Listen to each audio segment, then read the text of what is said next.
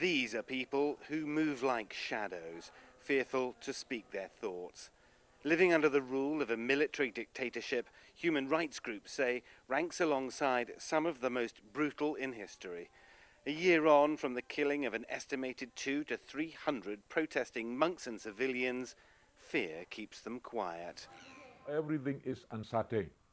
Uprising, another uprising. Filmed secretly, one political activist told Al Jazeera remembering the killings publicly risks imprisonment and torture.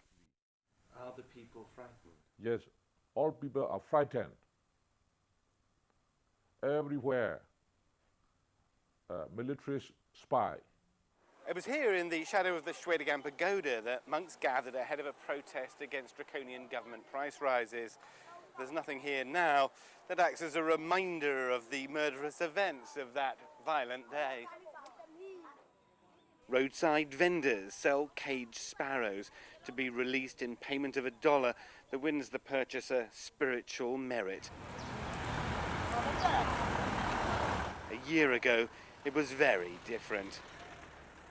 The world captivated by images of barefoot Buddhist monks marching at the head of crowds numbering in their tens of thousands. The military regime's response brutal and bloody. At the time, Al Jazeera broadcast these scenes to a horrified international and local audience. In addition to those shot dead by soldiers, thousands were imprisoned. Held in places like the notorious Inse prison here, again filmed secretly under threat of arrest by the regime. It's estimated by human rights watchdogs 2,000 remain incarcerated across the country. Some, it's reported, dying or crippled from injuries inflicted by their jailers. It's from this grim place, the police headquarters in the commercial capital Yangon, that the crackdown was orchestrated, and from where, 12 months on, hopes of remembering the dead are stifled. Watching events helplessly under house arrest for 12 of the last 18 years, Aung San Suu Kyi. The parliament her party would have dominated after democratic elections in 1990 today stands empty. The military ruled the result null and void, keeping power to themselves.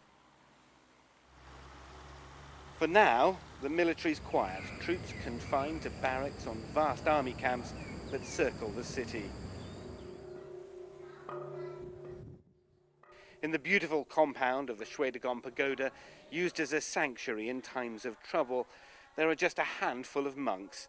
With their numbers silenced and the outside world virtually cut off, there remains little to suggest that the people here can look to anything other than a gloomy future.